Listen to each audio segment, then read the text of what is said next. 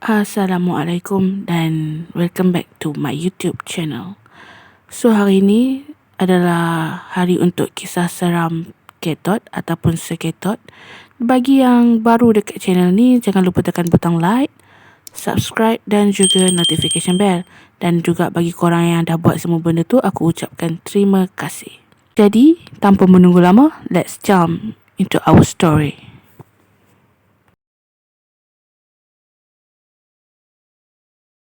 Mimi, itulah nama aku. Kisah ni bermula sekitar tahun 1999. Pada ketika itu, umur aku baru saja 10 tahun. Masih segar diingatan mengenai kisah yang aku nak kongsikan ni.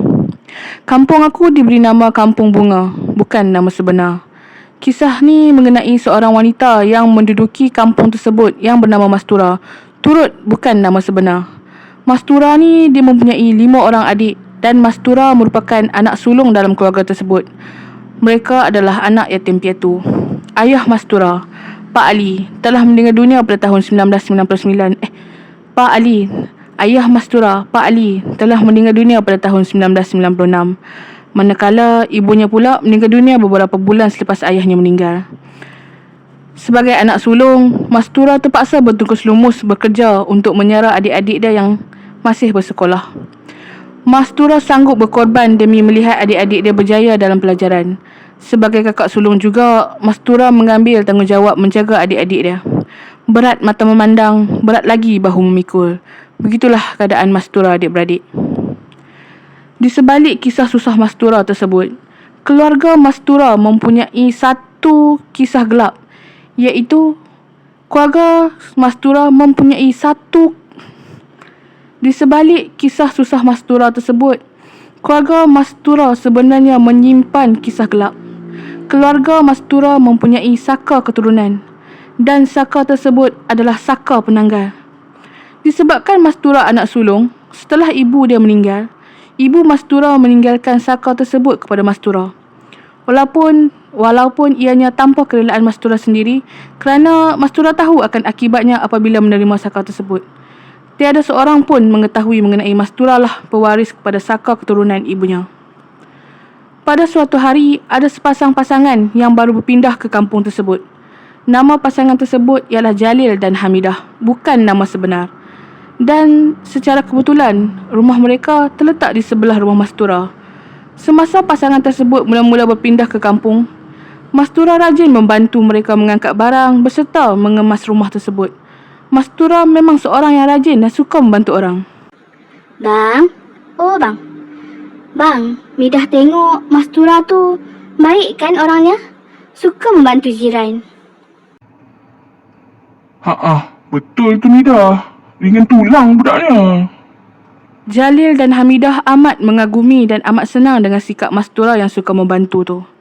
Dalam pada itu, Mastura sebenarnya ada niat yang tersembunyi. Mastura selalu melirik ke arah Hamidah, memandangkan Hamidah sedang hamil 7 bulan anak sulung tanpa Jalil dan Hamidah ketahui. Setelah kandungan Hamidah genap 9 bulan, maka pada suatu malam, Hamidah pun terasa ingin melahirkan. Lalu Jalil pun bergegas mencari bidan kampung untuk membidankan isterinya yang hendak bersalin. Assalamualaikum. Mak Bidan. Mak Bidan. Assalamualaikum. Mak Bidan. Kamu Jalil. Ada apa ketuk rumah aku malam-malam ni? Mak Bidan, tolong Mak Bidan. Mak Bidan, bini saya dah nak terberanak dekat rumah tu Mak Bidan. Tolonglah. Tidak lama selepas itu, Jalil pun berjaya membawa Mak Bidan ke rumahnya. Selepas Hamidah berjaya melahirkan, bidan tersebut seakan dapat melihat sesuatu seakan berbola api dari jauh. Setelah diamati, barulah bidan tersebut mengetahui bahawa benda tersebut ialah penanggal. Macam tu lah kot bunyi dia. Aku tak tahu benda tu bunyi macam mana. Penanggal memang suka akan darah orang yang bersalin. Sebelum bidan balik ke rumah, bidan telah memberikan beberapa petua bagi menghindarkan dari gangguan hantu penanggal. Biasanya kalau dulu-dulu di kampung, bila ada seseorang melahirkan anak, maka tuan rumah akan menggantung ranting-ranting pokok berduri di setiap tingkap dan pintu utama. Memandangkan si Jalil ni dia suka bercucuk tanam, maka di halaman rumah tersebut telah Jalil tanamkan nenas. Pokok nenas merupakan salah satu pantang kepada penanggal. Setiap pokok yang berduri adalah pantang kepada makhluk itu. Maka Mastura pun tidak dapat masuk ke dalam rumah tersebut dan hanya mampu memantau dari jauh. Mastura terpaksa memendam rasa dan tidak ingin mengambil risiko tersangkut akan isi perutnya pada duri. Oleh kerana penanggal selalu berkunjung ke rumah Hamidah, maka beberapa orang kampung yang lalu kawasan rumah Hamidah pernah terlihat akan makhluk itu. Maka hebohlah cerita tentang penanggal yang cuba menghampiri rumah Hamidah yang baru bersalin. Disebabkan di kampung tersebut hanya keluarga Mastura sahaja yang ada saka penanggal, maka mereka mula mengesyaki bahawa saka tersebut telah menjadi milik Mastura. Setelah sekian lama, barulah penduduk kampung tahu bahawa Mastura lah si penanggal yang cuba untuk masuk ke rumah Hamidah tersebut. Sejak itu, semua penduduk kampung menanam tanaman tajam di halaman rumah untuk berjaga-jaga tentang penanggal. Bak kata pepatah, sediakan payung sebelum hujan.